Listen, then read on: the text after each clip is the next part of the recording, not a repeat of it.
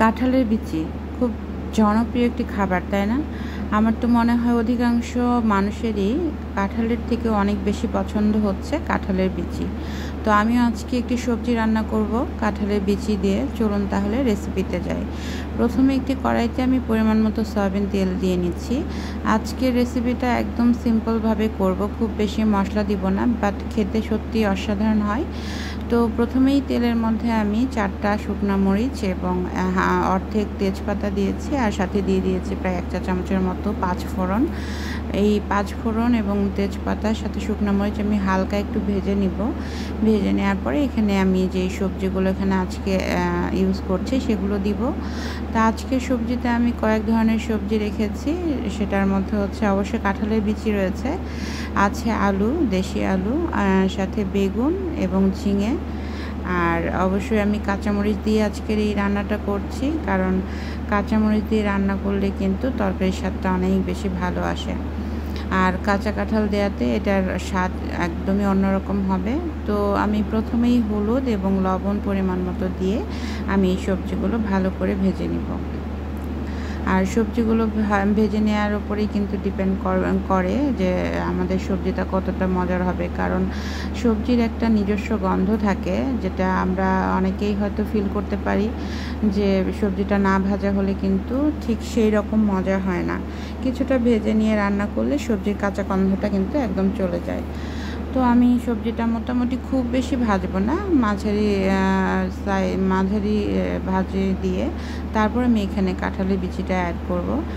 আর যেহেতু কাঁঠালের বিচি হচ্ছে নর্মালি একটু শক্ত টাইপের সবজি, সো এটা খুব বেশি ভাজার প্রয়োজন নেই। জাস্ট একটু আমি তেলে দিয়ে এটা এপিট ওপিট করে একটু নেড়ে নিব। তো কাঁঠালের বিচিগুলো আমি আসলে 4 ভাগ করে দিয়েছিলাম, যেহেতু সবজির তুলনায় কাঁঠালের বিচি সিদ্ধ হতে একটু সময় লাগবে, সো আমি 4 ভাগ করে দিয়েছি যাতে তাড়াতাড়ি করে সিদ্ধ হয়। তো এখন সবজিগুলোর সাথে আমি জাস্ট কাঁঠালের বিচিগুলো কিছুটা সময় এপিট ওপিট করে হালকা একটু জাস্ট তেলে নেড়ে নিব।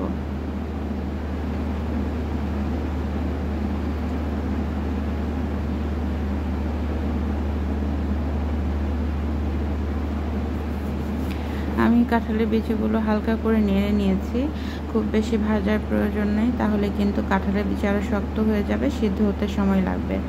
তো এই পর্যায়ে আমি এই সবজির মধ্যে পরিমাণ মতো জল দিয়ে দিচ্ছি, যেটাতে আমার সবজিগুলো ভালোভাবে সিদ্ধ হবে, সাথে কাঁঠালের বিচিটাও সিদ্ধ হবে। এবং খুব বেশি কিন্তু আমি জল দিব না, যাতে করে এটা ঝোল ঝোল থাকে এমন হবে না, জাস্ট গামাখা একটা তরকারি হবে। আর এখানে কিন্তু আমি সবজির সাথে কাঁচামরিচও দিয়ে দিয়েছিলাম। আজকের সবজিটা আমি সম্পূর্ণই কাঁচামরিচে রান্না করছি, কোনো রকমের আমি কিন্তু শুকনো মরিচ বা গুঁড়া কোনোটাই ইউজ করছি না। তো আমি একটু নাড়াচাড়া করে নিচ্ছি, সবজিগুলো এপিট করে দিলাম।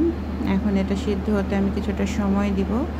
এখানে দিয়ে দিলাম কিছুটা ভাজা জিরার গুঁড়া, সাথে হচ্ছে একটু গরম মশলা।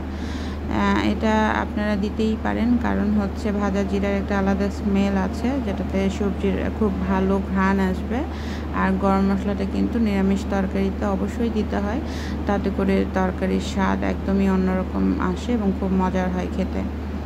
তো এটা আমি ভালো করে সবজিটা ভালো করে আমি সিদ্ধ করে নিব, যতক্ষণ পর্যন্ত না কাঁঠালের বিচিটা ভালোভাবে সিদ্ধ হচ্ছে। যেহেতু অন্যান্য সবজিগুলো সিদ্ধ হতে খুব বেশি সময় লাগবে না, কাঁঠালের বিচিটা একটু সিদ্ধ হতে সময় নেই, সেটা আমরা সবাই জানি।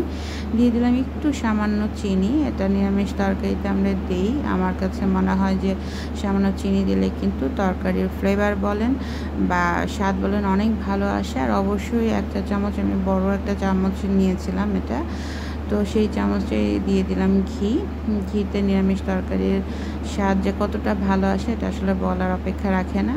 তো দেখুন আজকের আমার এই নিরামিষ তরকারিটা একদমই মশলা ছাড়া হালকা মশলায় রান্না করেছি, এবং খুব বেশি তেলও কিন্তু দিইনি, জাস্ট কাঁচামরিচে রান্না করেছি। ভীষণ মজার হয়েছিল, এবং আপনি এই তরকারি দিয়ে কিন্তু অনায়াসে 1 থাল ভাত খেয়ে ফেলতে পারবেন, কোনো বিষয়ই না, সাথে অন্য কিচ্ছু লাগবে না। তো আশা রাখি আপনাদের ভালো লেগেছে আমার আজকের রেসিপিটা। যদি ভালো লাগে অবশ্যই লাইক কমেন্ট করে পাশে থাকবেন। ধন্যবাদ সবাইকে।